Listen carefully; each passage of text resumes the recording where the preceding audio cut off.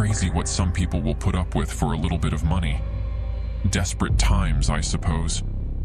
Well, I am one of those desperate people. Desperation to get my daughter a life-saving medical treatment is what drove me to where I am now. That same desperation has led to daily fear of what might happen next to Danny and I, now that it's over. I had no choice. I needed money right away. I couldn't qualify for a loan, and the damn insurance company said the treatment was not authorized under our policy. My work was barely paying over minimum wage, and I still needed almost $5,000. The only way this would work is if I got another job working graveyards somewhere else, at least until I could save enough to get her the treatment. Danny was all I had left. I already lost her mother a year ago in that car crash. I couldn't lose her too. I looked high and low. I combed the classifieds and drove around desperately searching for a job that could pay what I needed and have an available night shift as well. The prospect seemed hopeless, but I had to find something soon. The town we lived in was small, and the prospects seemed bleak. That was when, in a streak of what felt like luck, at the time, I inquired about a job at a small grocery store about a mile away from where we live.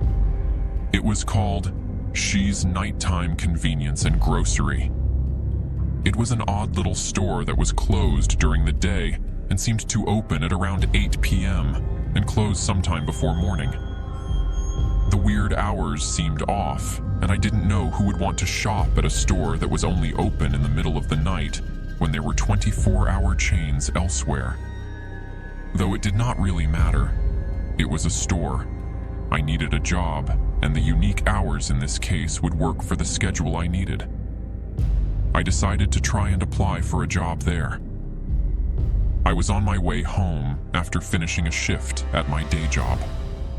My friend Kathy was nice enough to watch Danny while I was working, and had even agreed to do so if I found a graveyard shift somewhere else as well, at least for a month or two, if needed. Since I had seen the odd shop and saw the hours, I decided to inquire about a job at the lonesome and odd little store that seemed to only be open at night. I was reluctant at first, since I thought they might have some illicit reasons to only be open at such hours. Despite my misgivings, I realized it was the best hope I had of getting a job with my minimal skill set, and that was a guaranteed graveyard shift. I got out of my car and walked up to the entrance. The place was pretty run down, but seemed to still have signage up and around the front. There were sale signs and clearance items advertised, and the somewhat normal facade of a grocery store made me relax and continue with my intended course. I noticed up close there was a mark under the first part of the store name, Shei's. It looked like Japanese kanji or something. I stepped inside and it seemed deceptively large compared to how small it looked on the outside. There were aisles of various groceries and other household supplies, and even some clothes racks. I had no idea how it was this large an operation. Most of the shoppers seemed fairly normal at first, though there were some people who you could tell preferred to do their shopping at night. I tried not to stare as I received a rather murderous-looking glare from one such individual who I must have let my eyes linger on too long.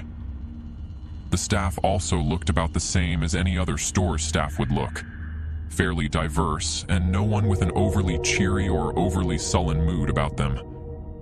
I did notice there was not a lot of talking near the checkouts. Moving on, I looked near the front, intent on finding a manager's office to inquire at. I felt hopeful when I saw a sign that I thought read, "Help Wanted." I felt a bit confused and less optimistic when I read the full content of the rather strange sign stating, "Help Wanted," but not always needed. I was not sure how to take that, so I decided to look for someone to ask. As I approached the back office and went to knock on the door, I was interrupted by a large man with a blue store apron and a name badge indicating he was Store manager, Benny. The large man welcomed me with a pleasant, though slightly forced, "Hello, can I help you find something today?" I was distracted by the almost pained expression on his face, like his smile would eventually shatter the muscles in his face if he kept it on for a moment longer. Brushing past the distraction, I remembered why I was there. Yes, I was actually looking to apply for a job here. I stated my earnest intent while gesturing to the help sign near the door. Benny stopped smiling and looked at the sign, and then looked as if he was about to say something when he held up a finger and pulled out a radio from his pocket.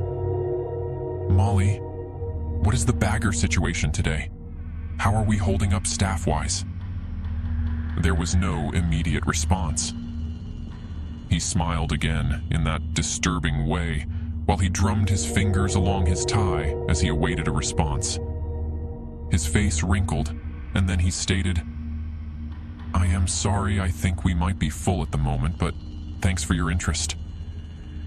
He was about to usher me away when his radio barked to life, and I heard a static-laden voice on the line. I couldn't hear everything, but it sounded strange, and I thought I heard something like, "Rob caught problem and got bagged." I didn't know what to make of the weird bits I heard, but before I could think twice about it, I heard Benny mumble, "All right, but next time answer faster. It could have been a code black, and if you mess around with those customers, it is your ass next."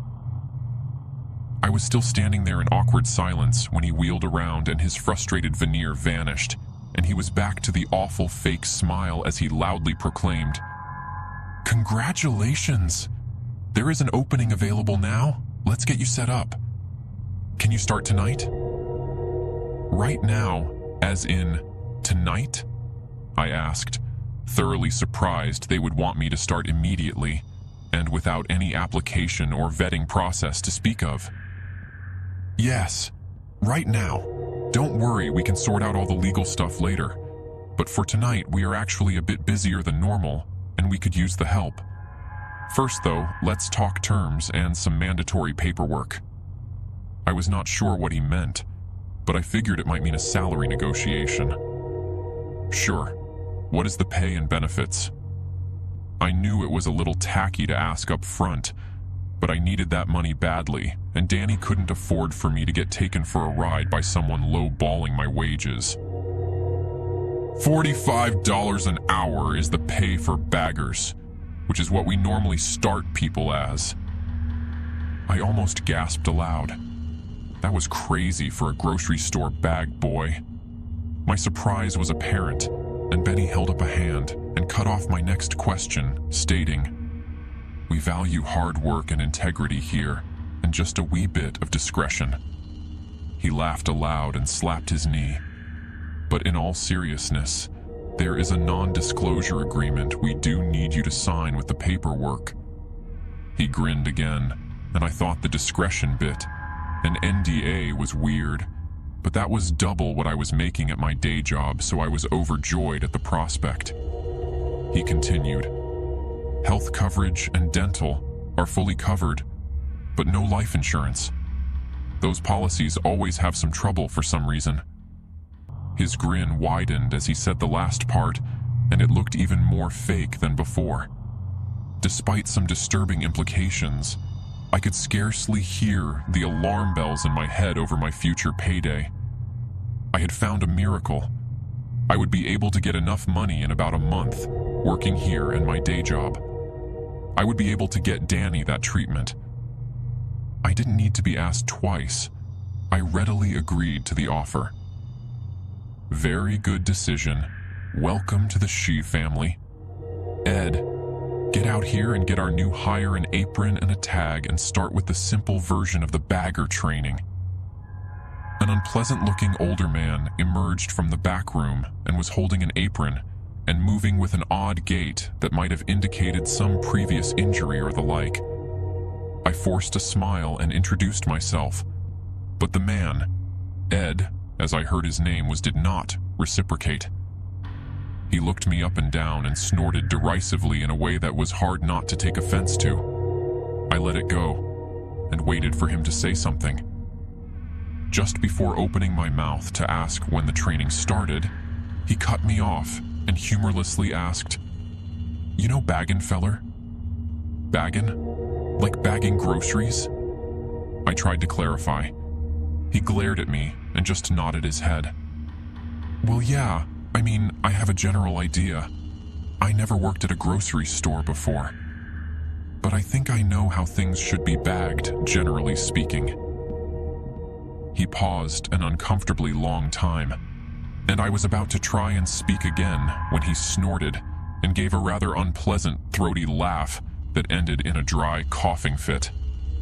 After he finished, he said, "Not like this, I'm guessing you don't. All right then, come on. I will show you how we do the baggin' and also the other rules. Reckon you better listen close. I ain't for repeating myself." I nodded my head, and we started towards the back room when I heard the radio on his belt come to life, and a very nervous-sounding voice on the other line say, "Code black. Repeat. Code black." Ed's face wrinkled in a way that somehow made him look even more annoyed than usual. God damn it all. More of them fellers already. He turned and left, angrily shouting some imperceptible grunts and complaints into the walkie, and left me near the back room dumbstruck and not sure of what to do next. What was a code black? Why was everyone afraid of them? I was about to go look for someone when I felt a hand on my shoulder, and I wheeled around to see a woman. The tag on her shirt read, "Assistant Manager, Molly." She smiled at me, and it did seem more genuine than some of the others here. "I'm sorry we have not met. You must be the new hire. I'm Molly, the AM here. I can help you with training and orientation. You can be a great asset here at Shei's." She held a hand toward the backroom doors and ushered me toward them. We moved into the backroom halls, and as I looked around, I saw several doors that looked like ice boxes. I figured they must store a lot of products to need that many freezers scattered about. Visible near the freezer's doors were shelves of other inventory. There were rows of boxes and pallets of strange things like chemicals, metalworking gear, various pieces of hardware, and crates that had gun manufacturers' names on them. I was wondering again just what kind of store this really was. Besides the odd inventory, it was also kind of a mess, and I was glad I wouldn't be the one having to sort all of it. We made our way to an office room with oppressively bright blue painted walls, like a kindergarten classroom. The sight reminded me of when Danny was in kindergarten, and I steeled my resolve against any difficulty this job might have. I needed to do this for her. The office was sparse. There was only a desk, some chairs, and a file cabinet. I did notice on the walls, painted on the bright blue, were some black characters that almost looked like calligraphy. More of those kanji were on the wall, and again, I wondered what they meant. Before I could guess, Molly was motioning to me. She gestured for me to sit down at one of the only two chairs, in this case, the one facing the desk. I sat down, and she sat opposite me. She looked over a few pieces of paper she had on a clipboard, and then smiled, turned around and started rummaging through a file cabinet. As I was waiting, a sudden shriek was heard outside, and I looked to the door and suppressed a gasp. Molly didn't react and kept looking for something. I thought maybe she hadn't heard it, and I was about to say something when she wheeled around with a large binder in hand and dropped it onto the desk with a loud crash. "Before training starts, please fill out this form for your safety and ours." She handed me a piece of paper that, when reading the details, seemed to be the non-disclosure agreement Benny had mentioned. I thought it was odd I had to sign this, but other hiring documents like tax, payroll, and healthcare paperwork were not required before starting. I considered they might be paying people under the table, which I hated to admit I might prefer, since no tax deduction meant I could save money faster. I signed all too quickly without realizing what I was agreeing to keep quiet and what the consequences imposed were if I didn't. Molly took the paper, looked it over, and said, "Good, that is settled.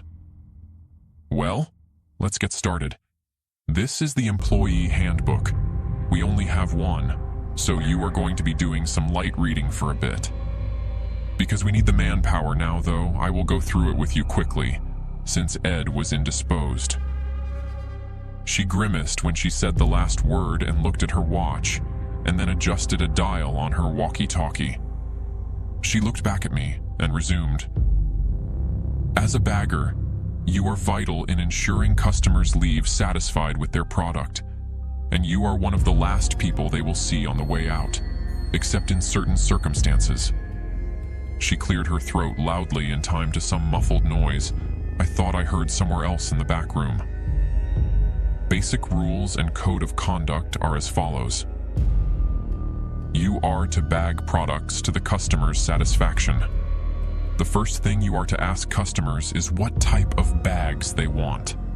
Whatever they say goes as far as how to bag things and with what bags. You are not to ask about or discuss the purchases of the customers, no matter how curious you are or how talkative they might be. No questions, period. Understood? She slammed her fist on the binder and I jumped back, startled as she looked at me. I stammered out a quick acknowledgement. Yes, understood.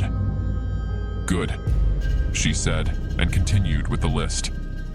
No assistance may be provided to customers for loading or unloading things from their vehicles. If a customer requests help to their vehicle, do not under any circumstances assist or leave the building with them or any customer at any time, regardless of the story they give you as to why they need help. It is our policy, and they know this. If requests persist or you are feeling intimidated or threatened, you are to press the yellow button at the end of each checkout by the bagging station. A security personnel will escort the offending customer to aisle 4 for processing and detainment. Wait, detainment? They don't just kick them out? I thought that was weird. She continued with the next rule before I could ask about it. The most important rule. Occasionally there will be a special bag request. You will know it when you hear it. If ordered, press the black button by the end of the checkout and proceed with code black protocol. These guests are normally our highest paying customers and often are here at the pleasure of Mr. Shei himself. They must be attended as quickly as possible. There it was. Code black again. What special bag was she talking about? Ignoring the look of concern spreading over my face, she continued, "Cell phones, smartwatches, or quite literally anything that could be used as a recording device are strictly prohibited while on duty, both for our customers' sake and for our own. Store closes at 4 a.m. exactly.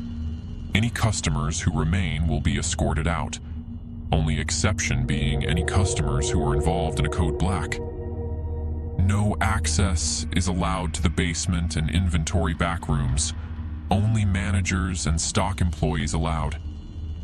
Simple, right? Any questions?" she asked, while flashing another smile. "Well, I did have a few questions about the..." She cut me off mid-sentence, talking over me and saying, "Good. I knew you looked like a fast learner. Come on, let's get you out to the check stands and bagging." She grabbed my shoulder surprisingly hard and pulled me out of the office and back into the store proper. I saw a few customers look at me getting pulled along, and I saw some snickers, and I felt a bit embarrassed. I was led to a checkout with a flickering number 3 next to it. The other 2 were busy with customers waiting in line to be helped by a cashier and bagger a few feet away from where I would be standing. We stopped, and Molly cleared her throat loudly to get the attention of a young man with dirty, blonde hair and a rather unimpressed expression on his face. "Hello, Lee. This is our new bagger. Show him the ropes and try to be easy on him. It's his first day. I know it's busy, but we don't need another Rob situation so soon. Have fun, you two." She walked away without another word to the back room, and I was left there with Lee, as I heard his name was staring at me. I tried to break the ice. "Hi, my name is..." "Save it," he responded abruptly. "I don't want to get attached just in case. I liked Rob. He was my friend, and now it's best not to talk about what happened to him. Just do your job and follow the rules and you should be fine." I didn't know how to respond to the blunt introduction, but I figured he seemed nicer than that Ed guy, so I just walked up to the bagging station and gave him a mock salute and tried to put a smile on my face. It was going to be a long night.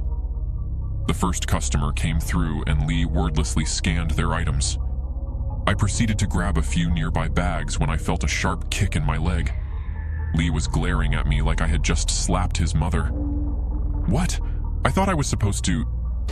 Then I looked at the customer, who was frowning at me, and I remembered. "Hello, what type of bag would you like?" The customer, an older woman, sneered at me, and finally accepted the question and said flatly, "Paper, please," and did her best to pretend I didn't exist while I was bagging her items. Mostly groceries, produce, meat, and dairy. There were a few odd pieces, like a set of kitchen knives and what looked like boxes of some sort of firearm ammunition. I was about to ask about them when I remembered the rules. I tried to ignore it and just carry on. She left wordlessly and more customers piled into our line. As the night went on, I started to see less normal items and more disturbing things. One customer had bought zip ties, large volumes of what looked like medical-grade sedatives, and several bags of candy. Another bought an ungodly amount of various weapons ammunition, and several large fruits like watermelon and honeydew. I thought he might be just shooting some fruit for target practice until I saw what appeared to be a Kevlar vest and an uncomfortable amount of alcohol. After a dozen very disturbing customers came through, I finally found someone who seemed a bit friendly. She was a kindly old woman who seemed to enjoy speaking to me, and by all accounts was very nice. It was a much-needed reprieve, and I actually enjoyed talking with her. Her name was Marge, and she was just buying some baking supplies, eggs, butter, flour, spices, all pretty normal things. "You simply must try my raspberry tart, it is divine. I will bring some by next time, or better yet, I think I still have some in my car. Won't you be a doll and help an old woman with her groceries?" I was about to accept when I saw Lee's face go blank, and he just shook his head. I looked back at Marge, and she had a wide grin on her face, and I looked down at the second half of her groceries, yet to be bagged. There were containers of various chemicals, including rat poison, bleach, and ammonia. I tried to speak, but I froze, and she asked again. "Come on, dearie. My hip is in bad shape after my fall. It will only be a moment, and you can have a treat and a nice tip as well." Her grin shifted in a way that made me very uncomfortable, and I struggled to speak, but finally blurted out, "No thank you, Mom. Store policy. We are not to escort customers out of the store under any conditions." Her grin vanished, and grimace of anger flared up briefly. "Oh well, your loss, I suppose. I would have made it spectacular. I thought I might get one of the new ones before you figured it out. Next time, Sonny, I might just find where you live and make a house call." She winked at me and pushed her cart away, and I was shocked and horrified at the implications of what had just happened. Lee elbowed me in the side and gestured to the customer who had taken her place, and I was forced to just ignore another uncomfortable encounter that night. After a long shift of bagging goods for an assortment of disturbing individuals, I realized my work was done when a screeching PA system informed everyone in the store that it is now 4 a.m. and we are closing. If you have not purchased your items already, then you must leave. If you are loading goods, a reminder that no employees may leave with you. You must take them and leave. If you do not, they will be confiscated. Any customers lingering in store will be confiscated as well. Geez, they were not joking about the strict closing time. A large group of people I had not seen before moved through the aisles with flashlights and batons. They must have been the store's security team. They seemed overkill and intense, more like paramilitary than grocery store security guards. They were looking for any stragglers, apparently. I thought just then of the weird announcement about people left behind being confiscated as well, and it seemed kind of concerning with how serious they were about everyone getting the hell out on time. I was ushered out as well, along with the other staff who left wordlessly. I tried to make a quip to Lee, asking if there was ever overtime, but he just kept his head down and ignored my joke. I did not know what kind of operation this was, but the more I learned about it, the more I felt like I made a mistake in taking the job. I had to keep it for a while longer at least, until I could save enough for Danny's treatment. I worked at Shei's for a few more weeks of uncomfortable conversations and ghoulish and unspeakable items being bagged at the caprice of disturbing and malign customers. I saw 2 code blacks in that time, at least, I should say. I overheard them. Lee told me not to look and try to avoid the attention of the customers who ordered them. After the first one in my second week of work, I did not see Jay, the other bag boy, again. Lee warned me not to ask about him, and I was getting increasingly terrified of what would happen if I got one as well. What the hell were the code blacks? The only good news I had was that the store paid bi-weekly, and to my surprise, it seemed like almost no taxes were taken out of my paycheck. I had almost a full $2,800 from the first 2 weeks of work. A little more, and with a bit of the money I saved up from my other job, I could afford Danny's treatment. I just needed to make it 2 more weeks, and then I could quit and never see the awful place again. I managed to avoid any trouble for my 3rd week, but in my last week I had a disastrous run-in with a customer. It was what started a sequence of events so horrible that the conclusion still threatens my family's safety and terrifies me to this day. It was about 11 p.m., and things were going okay. Some of the managers were poking around, and there was an odd air of concern and anticipation in the air. Lee told me that the owner would be stopping by at some point that night, Mr. Shei himself. I was trying to ask more about the owner when a large bald man came to our checkout. He had horn-rimmed glasses and a large jowly face that was fixed in a leering stare that made me feel very uncomfortable. He tried to chat with me, but I got very bad vibes from the man. I tried to ignore him, but he kept pressing it. Come on, man. Lighten up. I see you are new here. What's it like working here? You see any real action? My response was simply asking, "What type of bag would you like, sir?" "I will show you my bag if you show me yours," he said, then let out a belly laugh that almost knocked his glasses off as he kept smiling at me with a sick gleam in his eyes. After a moment, he finally said, "Plastic's fine, I suppose. Just trying to lighten the mood. You look tense, like you could use a break." I ignored him while bagging copious amounts of junk food, a pair of pliers, lube, condoms, and various chemicals like bleach and OxyClean. I had become slightly inured to the worst of the colorful characters and the concerning wares they purchased, but this one seemed particularly loathsome. "Yeah, you could definitely use a break. Hey, I know, I can give you a little pick-me-up in my car. I am right outside. Help me take this stuff out, and I'm your Huckleberry. I couldn't even formulate a response. I couldn't think over my skin crawling away to another zip code. I resolved to just fall back on the rulebook line and proceeded to inform him that we are not allowed to leave the store with customers for any reason. To my horror and disgust, this one did not let the matter go. Ah, come on, you're just plain hard to get. Seriously, I'm sure I can pay you more than these people. Come on, what do you say? Come on out and we can talk about it.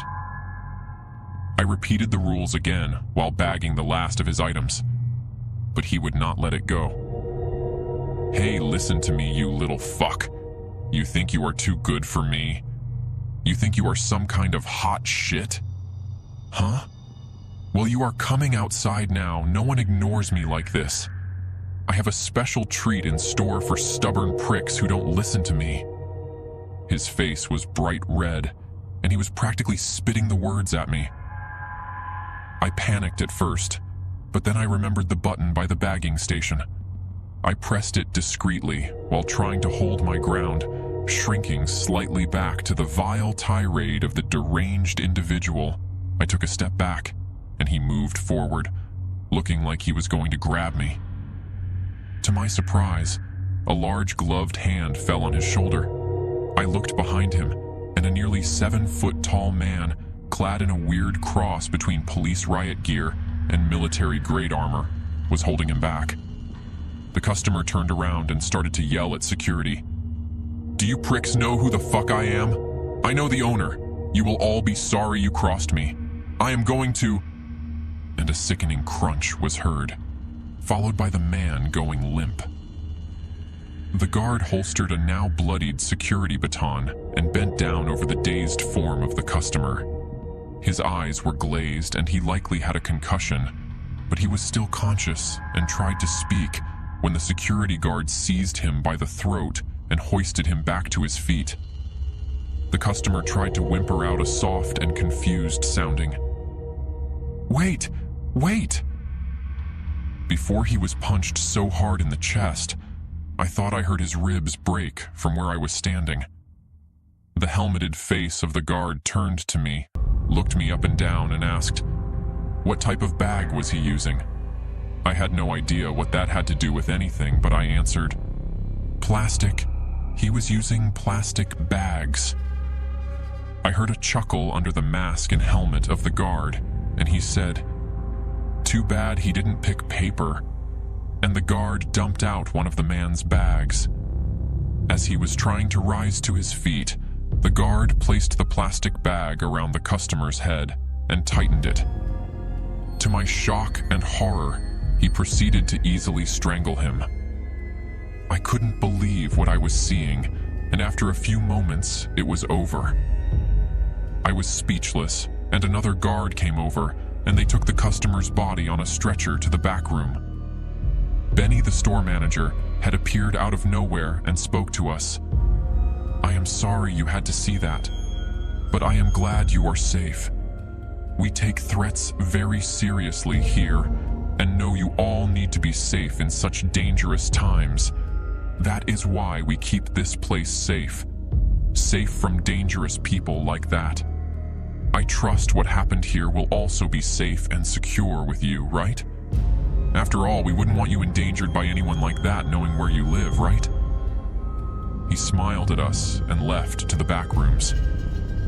I understood the veiled threat and realized I would not be able to tell any real authorities or report on this madhouse. Despite that encounter, my night was not done yet, and the worst was yet to come. Lee would not speak to me about what we both saw, and we tried to move on with the night and pretend what we saw happen didn't happen. It was getting close to 4 a.m., and we would be able to close soon. I was so close to being done with this place and getting out of there and home to my little girl. I just needed to hang on for a couple more days. There were only a few more customers lining up at the checkouts when something odd happened. A well-dressed man went to checkout number 2, and they shut off their light and said the scanner was not working anymore. It seemed fishy, since it had been fine all night. But when the guarded looks and concerned faces flashed before me, and then back at the well-dressed man, I realized that they might know something I didn't. My heart sank as I realized he might be one of those special customers. I looked over at Lee, and he was visibly sweating and fumbling with the cash register. The man sauntered over to out-checkout. He had a small basket with what looked like fine sewing thread, thimbles, and tailoring articles. It also contained a hacksaw, a plaster cast, and several boxes of nails and rivets that seemed to clash with the sewing equipment. By itself, I did not think anything of it, and I relaxed a bit. Lee was pale and wordlessly scanned the small items he had. After they came down the conveyor, the man turned to me, tipped his hat, and introduced himself. "Good evening, my friend. My name is Henry Jaspin. I work for a little antique cloths shop, and I am here to get some materials." I relaxed a bit more. This did not seem too strange. I proceeded to ask, "What type of bags would you like today, Mr. Jaspin?" "Well, my good fellow, I should think paper for the small bits you see here. Indeed, I found all the tailoring kit I need to make work anyone would be proud of. But what I really need today are some raw materials. So, the bag I really need will be a body bag tonight, preferably the larger variety." My mind was racing. My heart was pounding. Did he just say he needed a body bag? I was about to ask him to repeat it when it dawned on me. The rules had said, "A special bag request. You will know it when you hear it." I realized I had just encountered my first code black. I forced my trembling body to move, and I pressed the black button under the bagging station. I heard an alert on nearby walkie-talkies. Code black on number 3. Confirmations were heard all around. There was a burst of motion near the back, and I handed Mr. Jaspin his bag of smaller merchandise as Benny approached us. "Good evening, Mr. Jaspin." He managed to choke out the words, seeming uncharacteristically nervous. "Oh, Benny, don't worry, I know what I asked for. And though you are a big fella, I wouldn't dream of picking you. We go too far back. Besides, your skin is terrible. Can you imagine one of our suits on you?" Mr. Jaspin let out a howl of laughter, and Benny followed suit with a nervous chuckle of his own. "Your new employee, however, he has a nice strong jaw and broad shoulders. Not as much meat, though." He looked me over, and I was confused and terrified at the implication of whatever it was he was talking about. As he was eyeing me, Benny spoke up saying, "Of course you are free to pick as you please, but if I could suggest an option. We just picked up a rather unruly fellow who was just processed a few hours ago, and he is on the larger side. Perhaps he would be a good alternative." "Of course, Benny, you and your new hire lead the way." I followed Benny, in between him and Mr. Jaspin, who was behind us. We went into the back, and then through key-card-locked door that lead into the basement. Benny shot me an apologetic look as we descended into the basement, and I beheld what was down there for the first time. The place was very dark and freezing. I thought it might be another type of meat locker, and I was not too far off. When the light switched on, I had to stifle a gasp of shock and horror. As soon as the room was illuminated, I saw it all. We were surrounded on all sides by rows and rows of body bags. Almost all of them were full. Corpses leered out of many of them, all in various states of decomposition. I thought I was going to be sick. It looked like a morgue. I realized that we had been dealing with these products the whole time. I laughed quietly to myself in despair when I realized the options were paper, plastic, and apparently, body bags. I thought of the conversation of selecting a person. I also thought of the other people who had handled code blacks and had not been seen again. Like Rob. Rob was bagged. I stood there, mouth agape, trembling at the horror of the nightmare room before me.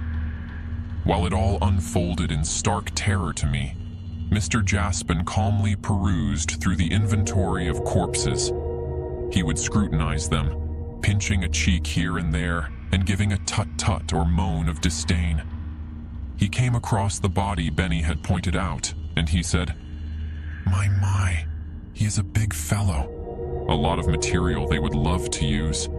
Skin is a little dry in places, a touch of eczema. That is all right though, Benny, old chum. You have a deal. I will tell Mr. Shei.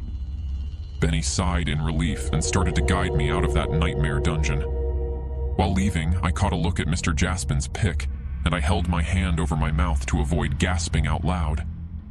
It was the belligerent customer from earlier. A large dent on his face from when it was smashed in by security.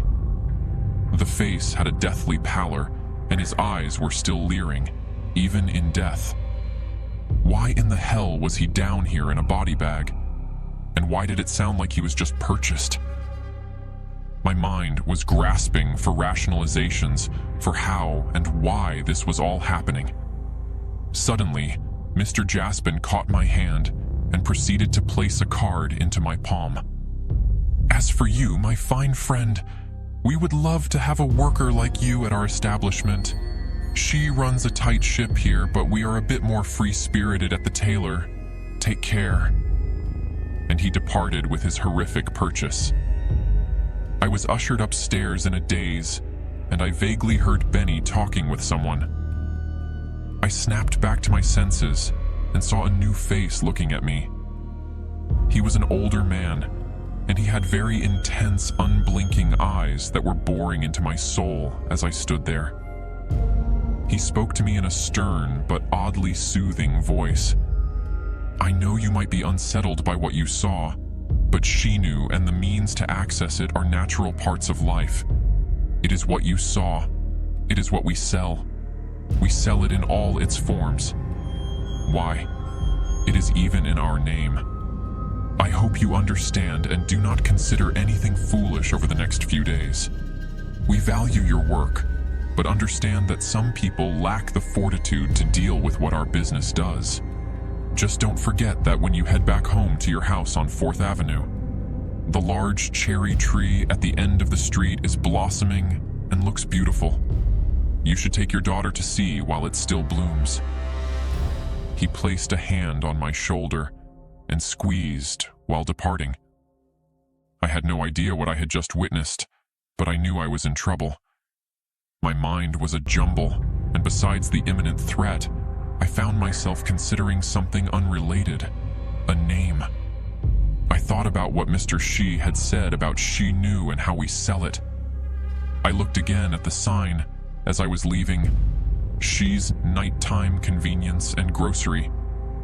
I did not think anything of it at first, but I looked closer at the kanji by the first word. Looking up the meaning on my phone, I saw it was indeed the kanji for sure, sometimes used when counting as the number 4 in Japanese, but more often associated with something else. The dawning horror and simplicity of the name made sense now. Sure more often translates to death. I had worked almost an entire month at Death's Nighttime Convenience and Grocery. I did not go back. I quit. I will find another way to make the rest of the money I need. My family's safety is what is important now, and I know it is not safe for me and Danny here anymore. How could it be, when Mr. Death knows where we live?